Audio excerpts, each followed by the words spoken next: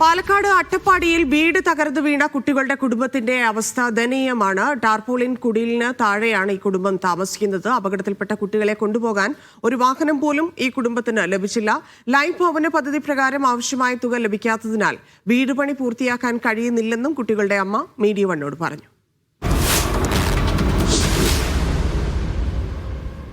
മുള കൊണ്ട് താൽക്കാലികമാക്കി കെട്ടിയുണ്ടാക്കിയ ഒരു വീട്ടിലാണ് ഇവര് 2 വർഷമായി താമസിക്കുന്നത്. ഇതിന് അകത്തേക്ക് ഈ ഒന്ന് നേരെ കയറാൻ പോലും കഴിയാത്ത സാഹചര്യമാണ് ഉള്ളത്.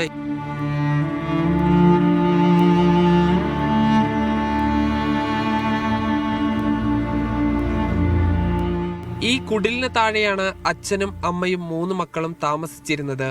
ഇവിടെ ഒരു ഭാഗത്ത് അവരുടെ അടുപ്പും അടുക്കളയുമാണ്. അതോടൊപ്പം തന്നെ മറ്റൊരു ഭാഗത്ത് 5 പേരടങ്ങുന്ന കുടുംബം താമസിക്കുന്ന ഒരു ടാർപോളിൻ മുകളിലേക്ക് വലിച്ച് കെട്ടി ഈ മരക്കൊമ്പുകളും മറ്റുമെല്ലാം വെച്ച് കെട്ടി ഉണ്ടാക്കിയ ഒരു കുടിലാണ്. ലൈഫ് ഭവന പദ്ധതിയിൽ തങ്ങൾ ഉൾപ്പെട്ടിട്ടുണ്ടെങ്കിലും മതിയായ പണം ലഭിക്കാത്തതിനാൽ വീട് നിർമ്മാണം നടക്കുന്നില്ലെന്ന് മരിച്ച കുട്ടികളുടെ അമ്മ പറയുന്നു. നിങ്ങൾ എത്ര വർഷമായി ഇവിടെ താമസിക്കുന്നു? 2 വർഷം. അപ്പോൾ വേറെ വീടോ ഒന്നുമില്ലേ? ലൈഫ് മിഷനിൽ പാസ്സായി 50 കിട്ടി. അതിലൊന്നും ചെയ്യാൻ പറ്റില്ല. ബിൽറ്റ് വാർക്കാനുള്ള പൈസ ഒന്നും തികഞ്ഞില്ല.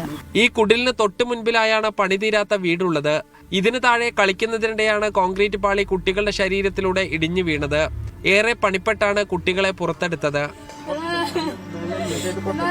ഓടി വന്ന് നോക്കിയപ്പോൾ കുട്ടികളിൻ്റെ താഴെ. എന്നിട്ട് ഞങ്ങൾ എല്ലാവരും കൂടിയിട്ട് കമ്പിട്ടിട്ട് ഇത് മുകളിൽ പൊക്കിയിട്ട് ഇറച്ചി പഠിച്ച്. ഇത് കോൺക്രീറ്റ് പൊക്കം പാകത്തിലുള്ള വലിയ കമ്പികൾ ഉണ്ടായിരുന്നു നിങ്ങളുടെ കയ്യിൽ? ഉണ്ടായിരുന്നു കൊണ്ടുവന്ന് പൊക്കി. എന്നാലും പറ്റിയില്ല. ഞങ്ങളാകെ 10-15 പേരായിട്ടുള്ളൂ. ഇത് പൊക്കാൻ ഭയങ്കര പ്രയാസമായിരുന്നു. വീടിന് സമീപത്ത് തന്നെയാണ് ആദിയെയും അജിനേഷിനെയും അടക്കം ചെയ്തത്. മറ്റു വാഹനങ്ങളൊന്നും ലഭിക്കാത്തതിനാൽ ഇരുചക്ര വാഹനങ്ങളിലാണ് കുട്ടികളെ ആശുപത്രിയിൽ എത്തിച്ചത്.